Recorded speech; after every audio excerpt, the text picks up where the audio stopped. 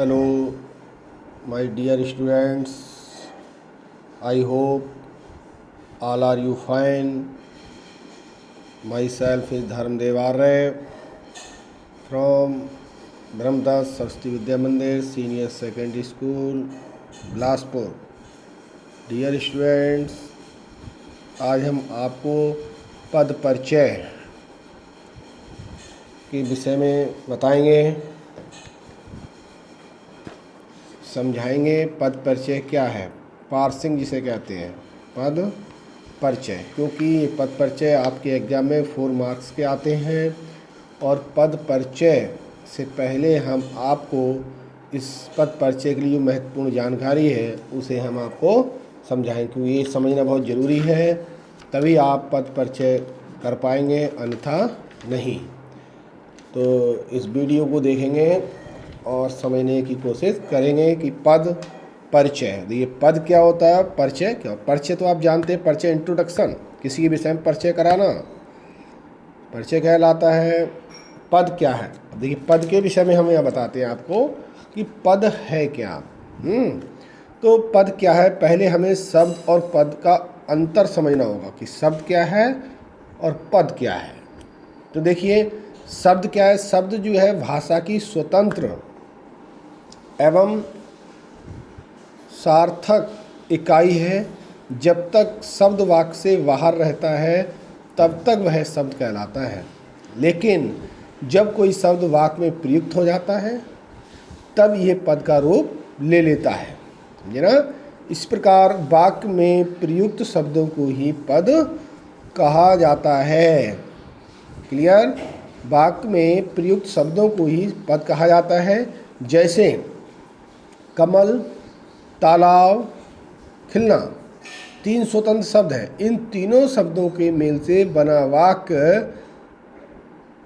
पद कहलाता है। जैसे कमल तालाब में खिलता है, कमल तालाब में खिलता है, तो क्या हो गया, एक पद हो गया।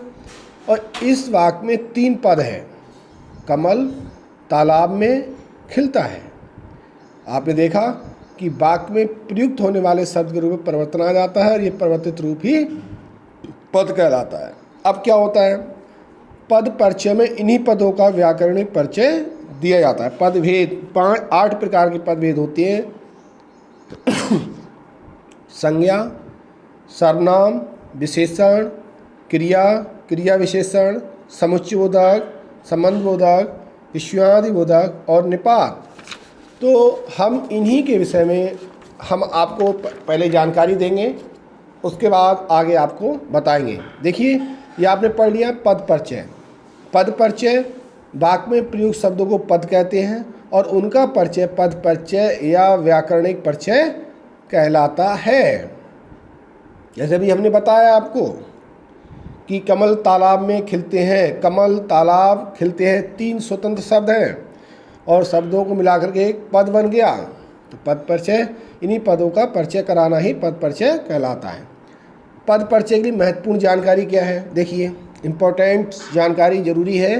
सबसे पहले संज्ञा, संज्ञा, सर्वनाम, विशेषण, ये जो है विकारी शब्द होते हैं। क्रिया, अविकारी भी होते हैं, क्रिया विशेषण, समुच्चयबोधक, संबंधबोधक, विषयादिबोधक और निपात। तो हमें सबसे पहले आपको संज्ञा, संज्ञा से संबंधित पदभेद होते हैं।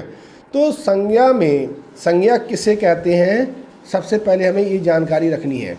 संज्ञा पद जिसे कहते हैं, संज्ञा किसे कहते हैं, तो आप जानते हैं, पहले पढ़ते चले आए हैं, फिर भी मैं यहाँ बता दे रहा हूँ कि किसी भी प्राणी, व्यक्ति, वस्तु, भाव या स्थान का नाम क्या कहलाता है, संज्ञा कहलाता है।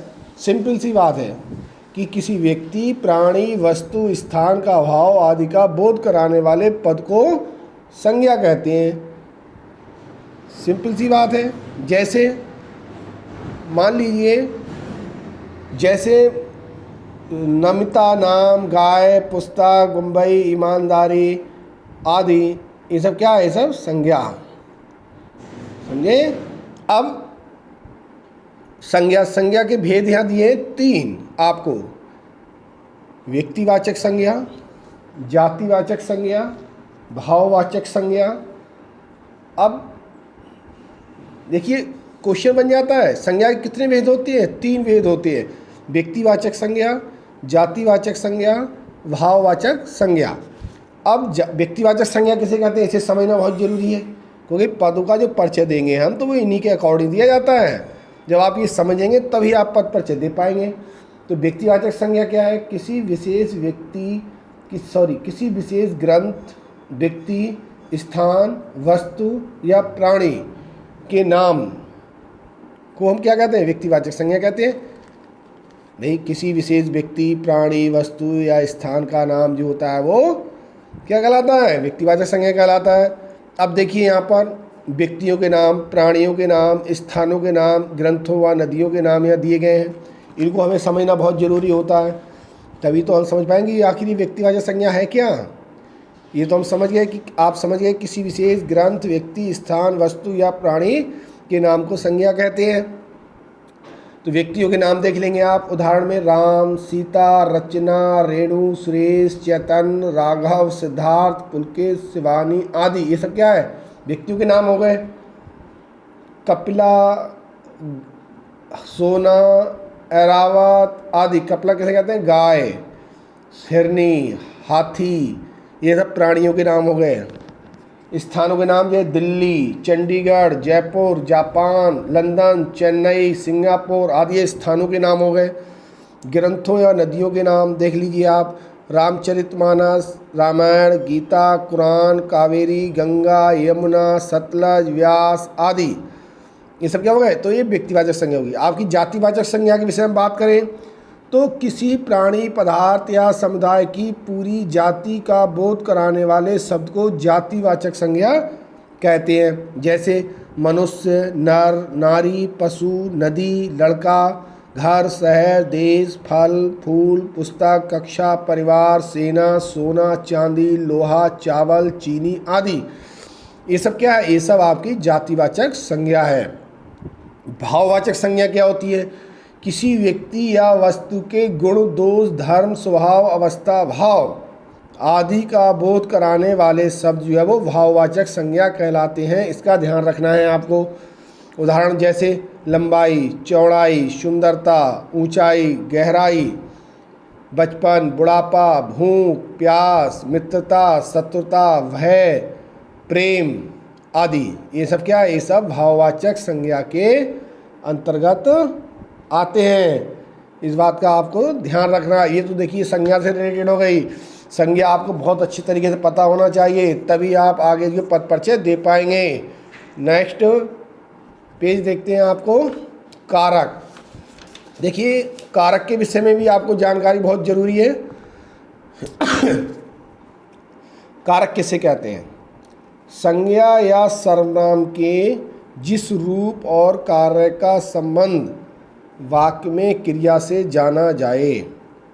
संज्ञा या सर्वनाम के जिस रूप और कार्य का संबंध वाक्य में क्रिया से जाना जाए वह कारक कहलाता है। अब कारक देखिए आप,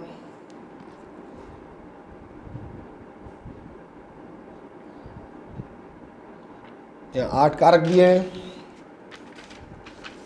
तो कारकों के विषय में भी जानकारी बहुत जरूरी है पद परिचय में। अब देखिए कर्ता कारक। कर्ता कारक का चिन्ह क्या होता है? ने, जिसके द्वारा क्रिया संपन्न हो, जिसके द्वारा क्रिया संपन्न होती है वो कारक, कर्ता कारक कहलाता है। कारक चिन्ह ने तथा विभक्ति रहित तो भी होता है, विभक्ति सहित भी होता है। जैसे माता जी ने खाना बनाया, कर्ता ने, किसने? माता जी ने खाना बनाया, है ना, तो याद है कर्ता कारक। लेकिन माता जी खाना बनाएंगी तो ये रहित हो गया, मतलब माता जी खाना बनाएंगी। तो माता जी खाना बनाएंगी, माता जी कौन बनाएंगी खाना? माता जी बनाएंगी, माता जी बनाएंगी खाना, तो माता जी इंटलाएंगे, तो कौन सा कारक होगा? कर्ता कारक होगा। कर्ता की मुख्य प्रधानता है। इसी प्रकार से आपका कर्म कर्ता कारक, कर्ण कारक, ये कर्ता कारक, कर्म कारक। कर्म कारक को देखेंगे कर्म कारक, कर्म कारक में कर्म की प्रधानता होती है। समझे? जैसे जिस पर क्रिया का प्रभाव पड़े, जिस पर क्रिया का प्रभाव पड़े, कारक चिन्ह होता है को। कारक चिन्ह को, कर्ता ने कर्म को। जैसे अध्यापक जी ने बच्चे को बुलाया, तो बच्चे को बुलाया, तो यह कौन सा कारक होगा? कर्म कारक होगा। दूसरी बात, बच्चा फल खाता है, क्या खाता है? फल खाता है, तो यहाँ पर भी कर्म कारक है। रहित और सहित दोनों बातें पता होना चाहिए। इसी प्रकार आपका करण कारक, अब जिस साधन द्वारा क्रिया संपन्न हो, कारक चिन्ह होता है से, वो करण कारक कहलाता है। जैसे बच्चे कलम से लिखते हैं, अब कलम से अंडरलाइन कर दिया, कौन सा कारक होगा? करण कारक, क्योंकि सहायक लिखने का, बच्चे लिखते लिखने के लिए क्या है? कलम एक जो है वो सहायक है, साधन है कलम, तो बच्चे कलम से लिखते हैं। ऐसे कुछ बच्चे कार से आते हैं, कार क्या है उसके लिए? वो एक साधन है। तो कुछ बच्चे कार से आते हैं, कौन सा कारक हुआ? करण कारक हुआ। संप्रदान कारक देखिए आप, संप्रदान कारक, संप्रदान क्या होता है? संज्ञा या सर्वनाम द्वारा जिसके लिए क्रिया की जाती है, संज्ञा या सर्वनाम द्वारा जिसके लिए क्रिया की जाती है, कारक चिन्ह के लिए को उपकार व उदारता का भाव जो है वो क्या कहलाता है? संप्रदान कारक कहलाता है। जैसे मेहमान बच्चों के लिए उपहार लाए, मेहमान बच्चों के लिए उपहार लाए, किसके लिए लाए? बच्चों के लिए लाए, और उपहार लाना वापस तो लेंगे नहीं वो, तो यह संप्रदान कारक कहलाता है। बच्चों के लिए अंडरलाइन कर दो, यह संप्रदान कारक है। मेरी दादी गरीबों को खाना देती है, किसको देती है? गरीबों को। अब खाना देने के बाद वापस तो लेती नहीं है वो, तो संप्रदान कारक होता है। उपकार और उदारता का भाव हो तो वहाँ संप्रदान कारक होता है। आगे देखें, अपादान कारक, जिस पद से अलग होने का भाव प्रकट हो, जिस पद से अलग होने का भाव प्रकट हो, तो वो कारक क्या कहलाता है? अपादान कारक कहलाता है। उसका कारक चिन्ह से अलग होने के योग में होता है।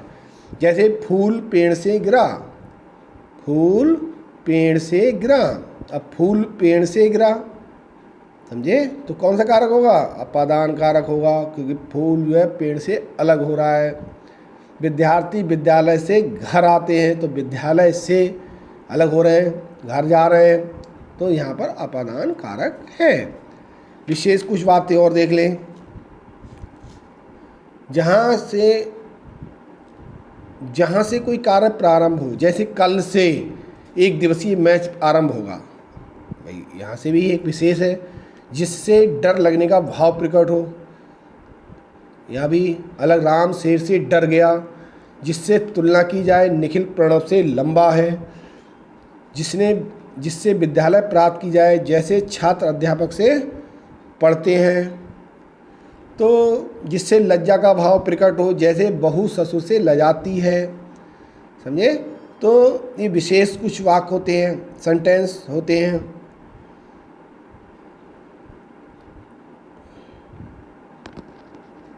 अब देखेंगे इसमें अपादान कारक हो गया आपका। अब अधिकरण कारक, अपादान कारक, अधिकरण कारक, जिस स्थान पर क्रिया संपन्न, अपादान कारक संबंध कारक को ले लेते हैं। संबंध कारक, तो देखिए संबंध कारक क्या होता है? संबंध कारक किसे कहते हैं? संज्ञा या सर्वनाम के जिस रूप से वाक्य के अन्य पदों से संबंध प्रकट हो। कारक चिन्ह का, के, की, रा, री, रे, ना, ने, नी। तो यहाँ पर संबंध स्थापित हो तो वहाँ संबंध कारक कहलाता है। जैसे यह पुस्तक पुलकित की होगी, यह पुस्तक किसकी होगी? पुलकित की होगी। तो ये पुस्तक पुलकित की होगी तो इसमें संबंध प्रकट हो रहा है। देखिए, पुलकित का घर बहुत सुंदर है, तो पुलकित का संबंध स्थापित हो रहा है घर में और पुलकित में। तो पुलकित का घर बहुत सुंदर है, तो यह संबंध हो रहा है। का, की के चिन्ह आ रहे हैं इसमें, इससे भी पहचान होती है। अब बात करते हैं अधिकरण कारक की। जिस स्थान पर क्रिया संपन्न हो और इससे क्रिया के स्थान काल के बारे में पता चले, वास्तव में क्रिया का आधार ही अधिकरण है, तो यहाँ पर जो है अधिकरण चिन्ह पर क्रिया का आधार बताते हुए को स्वीकार थे। बच्चे कक्षा में चुपचाप पढ़ रहे हैं, वे छत पर बैठे हैं, तो वे छत पर क्या है, बैठे हैं, तो अधिकरण है। अब इसका संबोधन कारक, किसी को बुलाने सचेत करने के लिए हे, अरे आदि का प्रयोग होता है तो वहाँ संबोधन होता है। जैसे हे प्रभु, समुद्रवाच्य चिन्ह लग गया, सबकी रक्षा करो, हे भगवान सबको सद्बुद्धि दीजिए, तो यहाँ पर संबोधन कारक है ये। नेक्स्ट देखते हैं सर्वनाम। देखिए, सर्वनाम के विषय में समझने की कोशिश करें तो संज्ञा के स्थान पर प्रयुक्त होने वाले शब्द, संज्ञा के स्थान पर प्रयुक्त होने वाले शब्द सर्वनाम कहलाते हैं। जैसे पुरुषवाचक सर्वनाम। सर्वनाम कितने प्रकार के होते हैं? 6 प्रकार के होते हैं। इस बात का विशेष ध्यान देना कि पूछ लेते हैं सर्वनाम कितने प्रकार के होते हैं? 6 प्रकार के होते हैं। संज्ञा कितने प्रकार की होती है? 3 प्रकार की होती है। तो पुरुषवाचक सर्वनाम पहला। अब पुरुषवाचक सर्वनाम भी कौन कौन से होते हैं, इनका विशेष ध्यान देना है, क्योंकि पद परिचय में ये सब आपको देना पड़ेगा।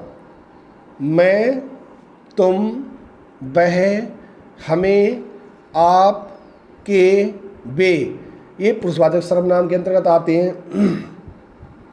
अनिश्चयवाचक सर्वनाम, निश्चयवाचक सर्वनाम में निश्चय होता है। जैसे ये कलम है, समझे, तो ये कलम है, तो ये निश्चय है हमारा। निश्चयवाचक सर्वनाम ये, वह, ये, वे, तो ये सब क्या है, निश्चयवाचक सर्वनाम है ये। अनिश्चयवाचक सर्वनाम किसे कहते हैं? तो कोई, कुछ है, अनिश्चय, उसमें कोई यह कोई निश्चय ही नहीं है, तो वो अनिश्चयवाचक सर्वनाम कहते हैं, अनिश्चयवाचक सर्वनाम कहलाते हैं। जैसे कोई, कुछ, जैसे जिस सर्वनाम में किसी निश्चित व्यक्ति, वस्तु आदि का बोध नहीं होता है तो उसे अनिश्चयवाचक सर्वनाम कहते हैं। जैसे कोई आ रहा है, कोई आ रहा है, पता ही नहीं है कौन आ रहा है, समझे तो कोई आ रहा है, कुछ पता नहीं है, तो इसलिए हमें जो है वो अनिश्चयवाचक सर्वनाम कहलाता है। कोई, कुछ, इसका ध्यान रखना है। प्रश्नवाचक सर्वनाम क्या होता है?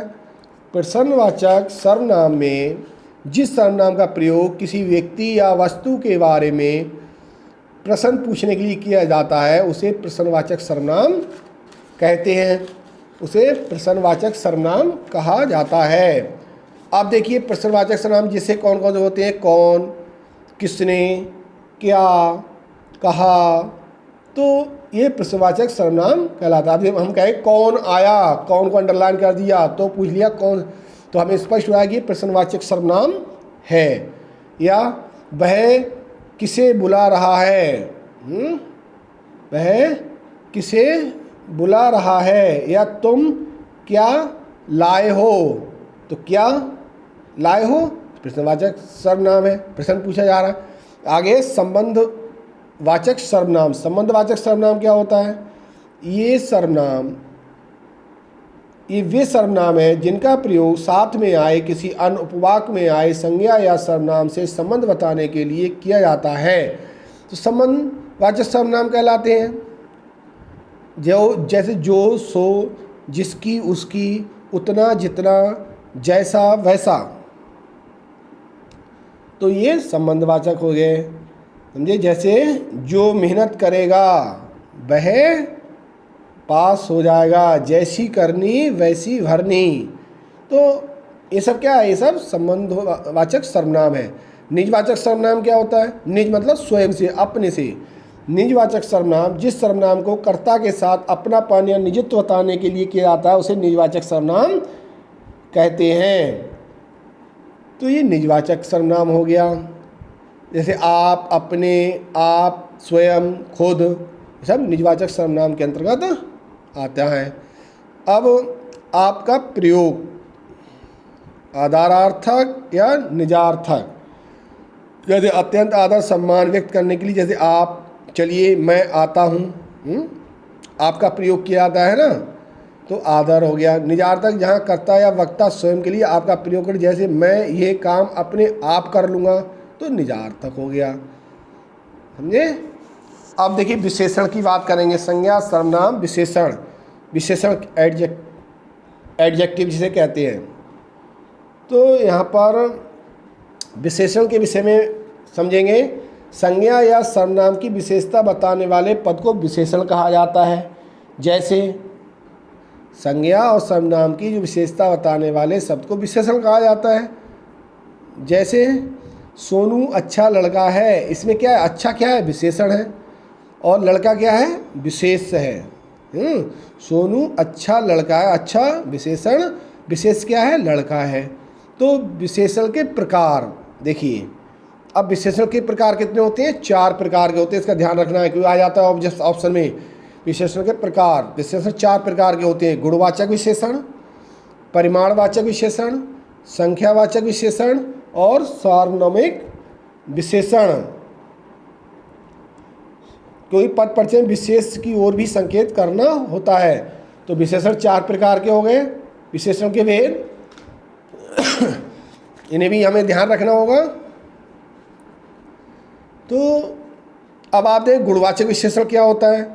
संज्ञा या सर्वनाम के गुण, रूप, रंग, आकार, स्वभाव का बोध, जैसे अच्छा, नर्म, नीला, बुरा, पुराना इत्यादि। ऐसे विशेषण पद जिनसे संज्ञा या सर्वनाम के गुण, दोष, रंग, रूप, आकार आदि का बोध होता है, उन्हें गुणवाचक विशेषण कहते हैं। जैसे सुंदर लड़का, सुंदर क्या है? गुणवाचक है, विशेषता है उसकी सुंदर। मीठे केले, मीठे क्या है? केले हैं। काला घोड़ा, काला क्या है? गुणवाचक ही तो है। नीली कमीज, गुणवाचक विशेषण होते हैं। समझे? सुंदर, काला, नीला, ये है विशेषता बताते हैं। समझे? रूप, गुण, आकार, स्वभाव, ये अच्छा, नर्म, नीला, बुरा, पुराना, ये सब क्या है? ये सब गुणवाचक विशेषण कहलाते हैं। तो इसी प्रकार से आपका परिमाणवाचक विशेषण। अब देखिए परिमाणवाचक विशेषण किसे कहते हैं? संज्ञा या सर्वनाम के नाप तोल की विशेषता का बोध, जैसे 4 लीटर, 10 लीटर, थोड़ा, कुछ इत्यादि। ये प्रमाण मतलब मात्रा से होता है। ऐसे विशेषण शब्द जिनसे संज्ञा सर्वनाम की नाप तोल, मात्रा संबंधी विशेषता का ज्ञान होता है, उन्हें परिमाणवाचक विशेषण कहते हैं। जैसे समझे? परिमाण, जैसे 6 मीटर कपड़ा दीजिए। अब 6 मीटर क्या है? ये परिमाण मात्रा ही तो है। 5 लीटर दूध दे दो, 5 लीटर क्या है? ये परिमाणवाचक विशेषण ही तो है। 4 किलो चीनी चाहिए, 4 किलो क्या है? ये परिमाणवाचक। इसके अंदर मात्रा का पता चलता है, गिनती संख्या का नहीं। तो यह होता है निश्चित, एक होता है अनिश्चित है। निश्चित अनिश्चित आप जानते हैं। जैसे मैं 10 किलो गेहूँ लाया, तो क्या ये निश्चित प्रमाणवाचक विशेषण है। अब थोड़ी चीनी चाहिए तो अनिश्चित है, कोई निश्चय ही नहीं है उसका। आगे बात करेंगे संख्यावाचक विशेषण की। तो संख्यावाचक विशेषण क्या है? संज्ञा या सर्वनाम की संख्या संबंधी विशेषता का बोध होता है। यानी जो सब संज्ञा, सर्वनाम, संख्या संबंधी विशेषता को बताते हैं, उन्हें संख्यावाचक विशेषण कहते हैं। जैसे मुझे 3 आदमी चाहिए, मुझे 3 आदमी चाहिए, तो मुझे 3 क्या है? ये संख्या है। समझे? मुझे 3 आम चाहिए, तो 3 क्या है? संख्या है। तो संख्या या सर्वनाम की, संज्ञा या सर्वनाम की संख्या संबंधी विशेषता का बोध तो संख्यावाचक विशेषण कहलाता है ना। जैसे 60, 2 दर्जन, कई, कुछ इत्यादि। ठीक, इसका ध्यान रखेंगे। अब बात आती है सार्वनामिक विशेषण। सार्वनामिक विशेषण क्या होता है? जो सर्वनाम संज्ञा शब्दों से पहले लगाकर विशेषण का कार्य करते हैं, उसे सार्वनामिक विशेषण कहते हैं। जैसे मुझे कुछ रूप चाहिए, है ना। जैसे ये घर, वह लड़की इत्यादि। ये घर तो ये है, सर्वनाम विशेषण है, वह लड़की इत्यादि। तो वह क्या है?